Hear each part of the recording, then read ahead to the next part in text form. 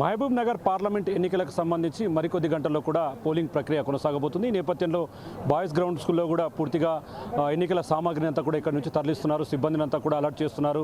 ఓవరాల్గా ఈ గ్రౌండ్లో కూడా పరిస్థితిని మనం క్లియర్గా చూడొచ్చు. ఓవరాల్గా ఉదయం నుంచి కూడా ఎన్నికల సిబ్బంది అంతా కూడా ఇక్కడికి గ్రౌండ్కు వీచేస్తున్నారు. ఇక్కడ వారికి సంబంధించినటువంటి ఈవీఎంలను కావచ్చు, అదేవిధంగా రూట్ మ్యాప్లను కావచ్చు, సిబ్బందికి వారి వారి విధులను పూర్తి స్థాయిలో ఇక్కడ ఉన్నటువంటి ఎన్నికల అధికారులు అయితే సూచిస్తూ వస్తున్నారు.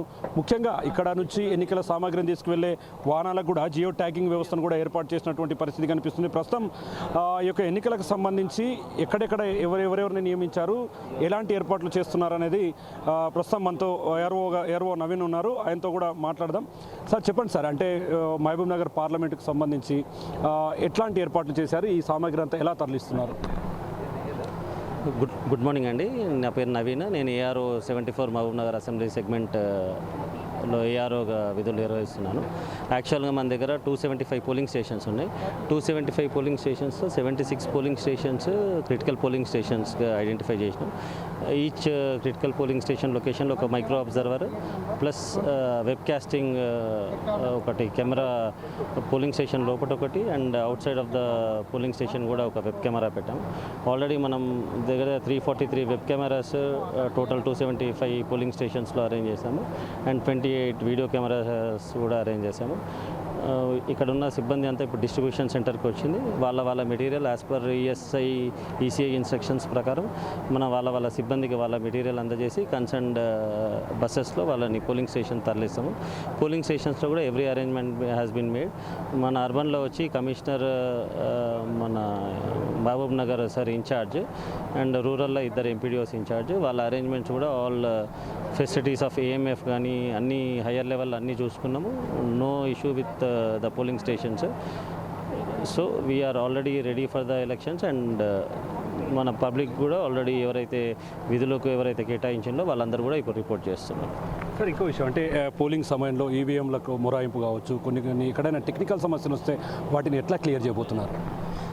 మన కాన్స్టిట్యున్సీకి ఒక 3 ఈవీఎం ఇంజనీర్స్ని కూడా అలాట్ చేశారు అండ్ సెక్టర్ ఆఫీసర్స్ కూడా 32 సెక్టర్ ఆఫీసర్స్కి ఒకవేళ ప్రాబ్లం వచ్చినా కూడా వాళ్ళ దగ్గర రిజర్వ్ ఈవీఎంస్ ఉంటాయి.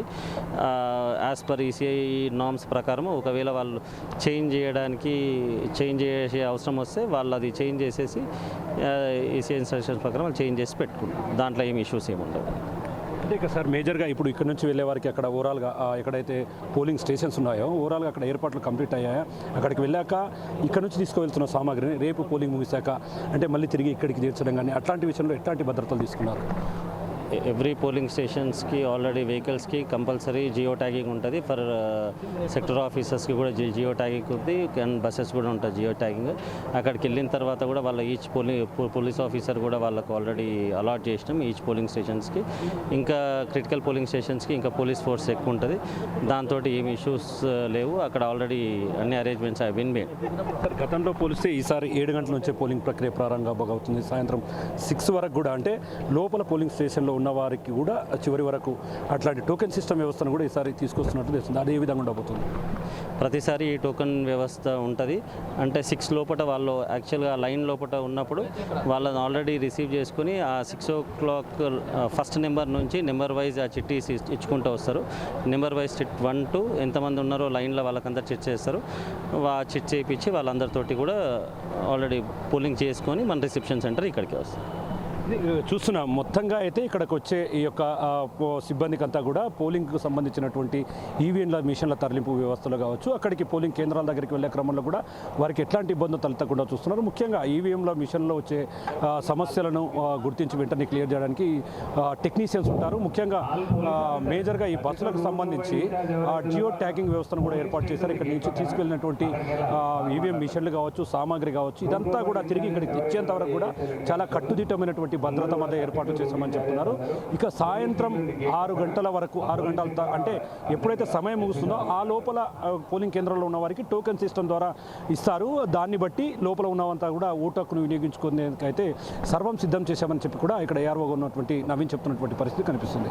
ఇది ఇక్కడ పోలింగ్ ప్రక్రియకు సంబంధించినటువంటి లేటెస్ట్ అప్డేట్. కెమెరా పర్సన్ నగేష్తో Shankar Goud, big TV, Mahabubnagar నుండి. For more videos like this, subscribe Big TV channel.